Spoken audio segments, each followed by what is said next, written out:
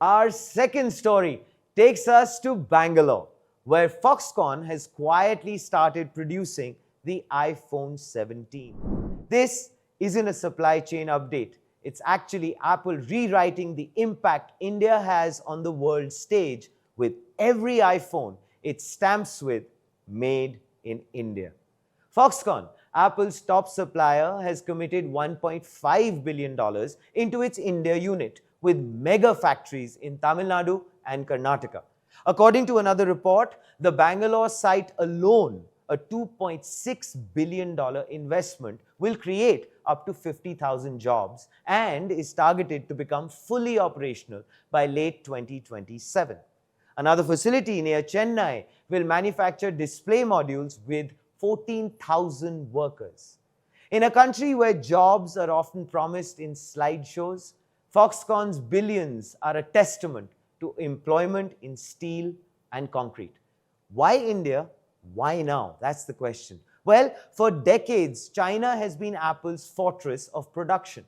Then came tariffs, trade wars, supply chain risks, and of course, the occasional existential tantrum from Washington, forcing a pivot. India is emerging as the China plus one strategy in action. Already, iPhone worth $2 billion were exported to the US in just one quarter of 2025. Analysts expect India's share of Apple's global iPhone output to leap from 18% in 2024 to over 30% in 2025. India isn't just arriving on the supply chain map. It's actually stepping on stage not as the chorus, but aiming for the lead. Despite Apple's premium image, Samsung overtook Apple in India's high-end market in H1 2025, holding 49% versus Apple's 48% share. Meanwhile, Chinese brands like Vivo and Xiaomi dominate the mass market. But we all actually understand this.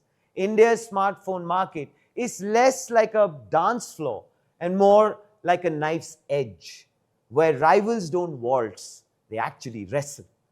India's smartphone story is brutally competitive, and Apple must lean on Made in India efficiencies to claw market share. Foxconn scaling in Bangalore is about more than just cheaper assembly. It positions India as a strategic hub for high-value manufacturing, not just for Apple, but for the entire electronics ecosystem. Semiconductors, displays, and EV batteries are all industries now eyeing India. So basically, in short, the iPhone 17 rolling off lines in Namma Bengaluru isn't just a tech milestone.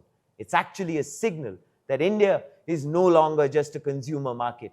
It's a production powerhouse. And as Apple leans harder on India, the question is, can the country scale up infrastructure, logistics, and talent quickly enough to truly replace China's role in Apple's global playbook?